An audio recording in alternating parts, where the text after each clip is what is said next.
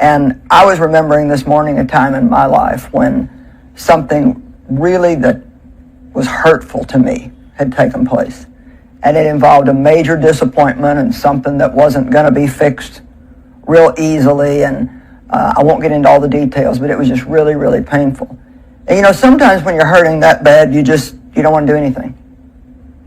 You just don't want to do anything. You don't want to move. You don't want to go out. You might want to just go to bed and pull the covers up over your head and you don't want anybody trying to cheer you up. You don't want any of that. And I remember the Lord speaking to my heart, you got to keep moving. You just got to keep moving. And I felt in particular as I was thinking about this teaching for TV that some of you really need to just keep moving. You're hurting really bad. There may be even those of you that are thinking, I don't even think that I want to live anymore. You might be thinking about suicide, which we obviously don't want you to do because God needs you. You're important. You're important to the world. You're important to Him. And He does have something amazing for you to do. And so I recall when I was going through that, I just would get up and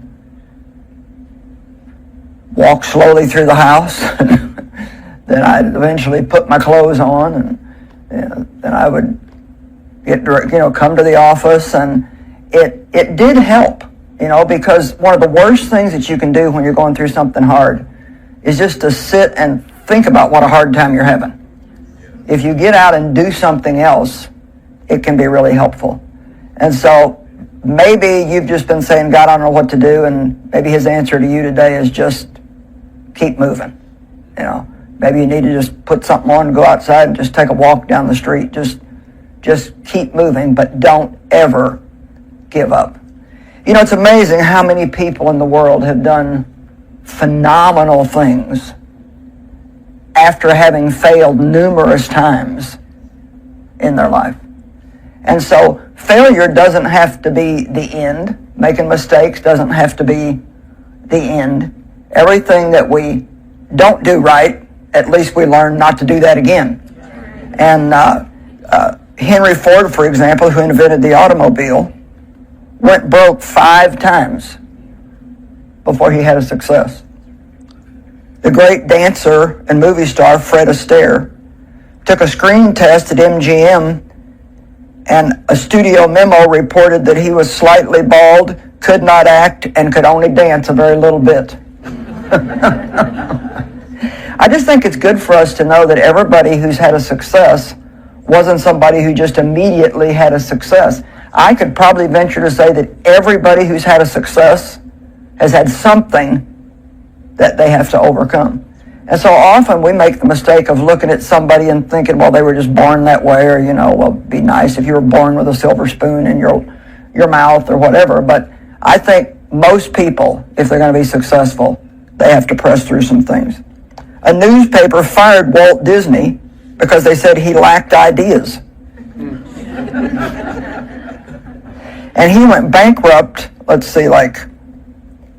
several times before building Disney World. And I could just go on and on and on. This is a book that I wrote about 9 years ago called simply Never Give Up. And one of the things that we tend to do, or one of the lies that the enemy tells us is, well, there's just no way. There's no way. There's no way out. And despair, when people get into despair, that means that they've come to a point where they see no way out. But we have to remember that there's always a way out. And those of us who are believers in Jesus Christ know that He said in John 14:6, I am the way. We may not know the way, and He may not be telling us the way, but He wants us to believe that He is the way maker. I love the scripture, I think it's in Isaiah, that says, He will even make a way in the wilderness. And so perhaps if you're in a wilderness place in your life right now, maybe you're lonely, maybe somebody has died that you really loved, God will make a way for you. But He does require you to never give up. Hope is such a powerful thing, because hope is the expectation that something good can happen in our life. And I tell you, the enemy absolutely hates it when we have any kind of hope. So some of the things that we might hear in our head, thoughts, lies that the enemy puts there, are things like this. Well, there's no way I can handle the pressure at work. There's no way I can pay my bills at the end of the month. There's no way to save my marriage. There's no way my children will ever grow up and be responsible adults. I can't tell you how many of mine I felt that way about. And now they're all doing great. There's no way that I can keep this house clean and straight. There's no way for me to open my own business. There's no way I can go back to college. There's no way I can ever lose the weight that I need to lose. The enemy wants us to think there is no way. But I want you to know today that there is always, always, always, always a way. Jesus said, I am the way, I am the truth, and I am the life. Now, I could list a 1,000-page list, I guess, of things that we shouldn't give up on. But I'm only going to talk to you about a few. Don't give up on the people that you love. I think one of the worst mistakes that we can make is to look at somebody and say, well, you're never going to change, I'm out of here. We'd all be in pretty bad shape if God had that attitude toward us. But see, he always believes the best. He always believes that with one more chance, we can try it. And you know, my dad, of course, you know, he was abusive toward me and had a very rough life with him.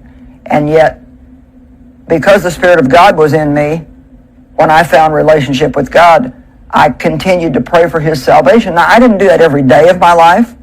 You know, there were times when I would get frustrated and maybe go several months and just think, you know, but I would always go back to praying for him. And he was 83 when he received Christ. And he only lived about 3 years after that. But nonetheless, don't give up on people. And you know, even if you can't stay with somebody anymore, maybe you have a friend that you just can't keep spending time with them. It's not safe for you, it's not healthy for you, but that still doesn't mean you have to give up. Because as long as we're praying, God still has an open door to work in somebody's life. And you know, we really, when people are going through difficult times, you don't want to give them the message, I don't believe you'll ever change. You know, I was such a terrible mess when I married Dave, and it's a good thing the man was praying for a wife, and he said to God, make it somebody that needs help. You got to be really careful, because I don't think he knew how much help I needed. But I don't think Dave ever really thought about just getting out of the marriage. He was committed to God, so therefore he was committed to me. And it took a long time. But if Dave would have given up on me, then we wouldn't be standing here today. Even our son David, who works here, I mean, I remember getting ready to pull into, when we had our other building, pull in there one day, and I was having so many issues with him. He was just strong-willed, and his temperament was a problem for me, and not only me, but other people. And I just thought, that's it. He's just not going to be able to work for us. And clearly, I remember the Lord speaking to my heart, don't give up on him. Don't give up on him. And today he has been responsible, with God's help, for all the mission works that we have all over the world today. You have no idea the people in your life that maybe you're tempted to give up on right now, what God could do through them if you'll be willing maybe to pay a price, which means sometimes, you know, Christians are not real cool with the word sacrifice anymore. I mean, that's just not a real popular message. I doubt very much that I could, you know, get on television and say, well, guess what? Today I'm going to teach on sacrifice and suffering. And probably a lot of people would just turn the TV off, because that's not really what they want to hear. But we do need to remember that we're called to love people, and love does sometimes and very often require a sacrifice. Another thing that I want to encourage you about as far as never giving up is don't ever give up on yourself. See, I think sometimes we have more problems with ourselves than we have with anybody else. And we don't want to talk to anybody about it. We all have this little pretend me, and then we have the real me. And, you know, sometimes you'll have a stronghold in your life that you've had for a long, long time. It could be temper. It could be, I don't know, maybe you're like I was for a long time and still can be occasionally, where it just seems like I can open my mouth and stick my foot in it, and I'm like, what did I say that for? Why did I do that? And our patience, I'm real patient in some areas, and but I tell you what, if I've got an appointment somewhere and they're 15, 20 minutes late, my fruit gets tested. I like things to happen on time because I've got a plan. And so there's things, and those may be really simple things. Some of you may be dealing with addictions in your life. You may be dealing with just such a bad temper that it's ruining all your relationships. I don't know what it might be, but the thing is don't give up on yourself. Don't give up on yourself, because if you do, then what you're saying is God's not big enough to change me. And really the truth is if you spend time with the Lord and you study His Word, which maybe we say that so much people just get tired of hearing it, but there's a difference in reading the Bible and studying the Word. And if you study the Word, like if you have a bad temper and you'll study the Word in the area of anger, the Word has the power in it to change your life. You can't change yourself, but if you start asking God to help you, then He will change you. Doesn't happen overnight. It's little by little, from glory to glory. But my goodness, how God has changed me. And how many of you, God has just changed you and is changing you. And, a year from now, you'll even be different than what you are. And so, I love Isaiah 41, they that wait upon the Lord. But here's what it means to wait on God. Who expect, look for, and hope in Him. See, waiting on God is not just some passive, I'm going to go sit in a chair over here and just wait, do nothing the rest of my life and see what God does. No, you wait with expectancy, like, God, I'm expecting you to show up and do something amazing in my life. They shall change and renew their strength and power. They shall change. Come on. They shall change. There's nobody watching by TV today, nobody in the room that is beyond change. God can change every single one of us. I don't want you to give up. I don't want you just to throw in the towel and quit. If all you can do right now is just get out of that bed and walk across the room, do something. And if you'll do what you can do, God will do what you cannot do. They shall lift up their wings and mount up close to God as eagles mount up to the sun. They shall run and not be weary. They shall walk and they shall not faint. Now, fear is a real thief in our lives. And I think if we're going to talk about not giving up, then we have to talk about fear, at least for a little bit. Isaiah 41:10 says, "Fear not, there's nothing to fear." Well, isn't that interesting? Most of us could say, well, sit down here for a minute, Lord. I can tell you I got a long list of things that are scaring me. Fear not, there's nothing to fear, for I am with you. That's the only answer He gives, because I'm with you. And so if we really know who the Lord is, I'm not talking about just going to church, but I mean if you really know who the Lord is, then we don't have to know what He's going to do. We don't have to know when He's going to do it. We don't have to know what the way is going to be. We just say, Lord, I know You're with me, and therefore I can do what I need to do. And we talk about fear all the time. Fear is not, we're not just talking about a feeling. I may feel fear on and off the rest of my life, but that doesn't mean I have to be afraid. Because when fear causes you to stop and to do nothing, it's the master spirit, I believe, that the enemy uses to try to keep us from fulfilling our destiny. And so he tells us there's no way. He says, you got to be afraid of this. If you failed before, then you got to be afraid that you're going to fail again. But God says, fear not, for I am with you. I love that. There's nothing to fear. Do not look around you in terror and be dismayed. It's one of our problems. We look around us too much instead of looking up. The more you stare at your problems, the more you go to lunch with your friends and talk about your problems, the more you rehearse your problems, the bigger they're going to get. I will strengthen, and I love this, I will strengthen and harden you to difficulties. Every time you go through something difficult, experience is so valuable.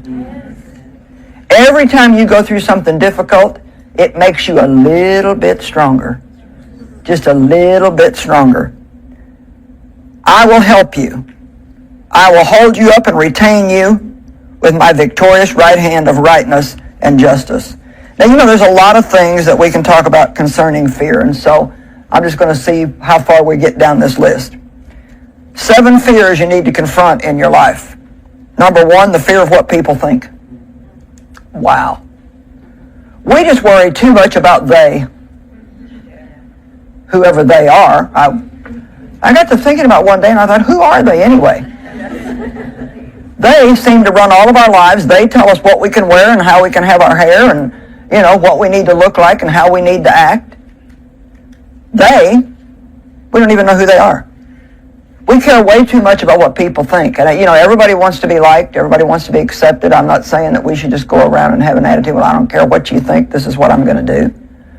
But the truth is, I mean, it's been proven statistically that 10% of people won't like you no matter what you do. So to have this elusive dream that you want everybody in the world to like you and to love you and applaud you, I mean, it is just not going to happen. And I think the fear of man is probably one of the greatest fears that people face in their life. The fear of what they're going to say, the fear of what they're going to think, the fear of what they're going to do, the fear of what they're not going to do. Couple scriptures. I love what the Apostle Paul said in Galatians 1:10. Now, am I trying to win the favor of men or of God? Do I seek to please men? Now listen to this. If I was still seeking popularity with men, I would not right now be a bondservant of the Lord Jesus Christ. So the Apostle Paul himself said, if I was just trying to be popular with people, I mean, I can tell you for sure, if I would have been just trying to be popular with people, I would have never fulfilled my destiny. Never, ever, ever, because I got all kinds of pushback. And then also in John 12:42 and 43, it says, yet in spite of all this, many, even of the leading men, the authorities and the nobles, believed and trusted in him. But now listen, but because of the Pharisees, they would not confess it, for fear that if they would acknowledge him, they would be thrown out of the synagogue. I wonder how many people won't make a decision for Christ because they're afraid of what their friends are going to think.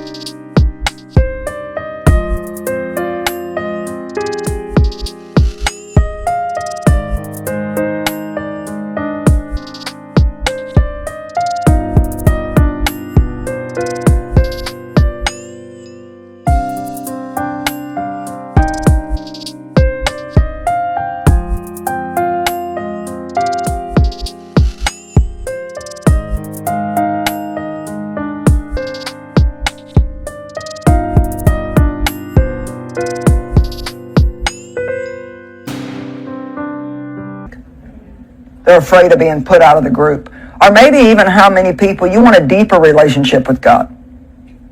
You want something more than just showing up at a church building once a week and putting your 45 minutes in. You really want to go deeper with God, but you don't want to be accused of being a religious fanatic.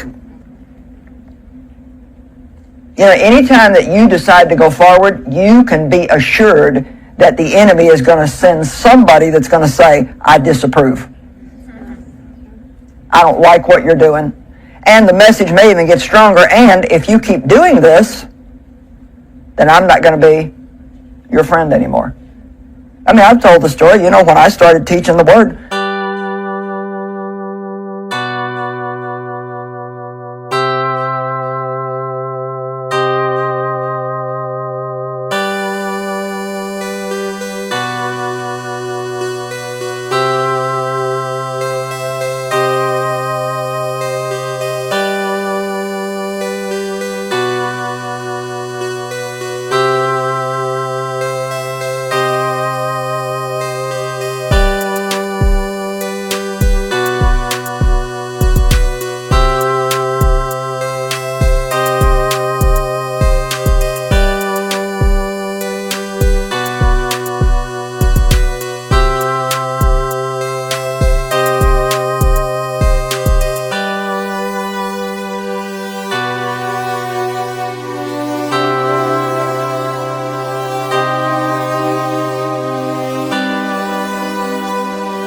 I was asked to leave my church.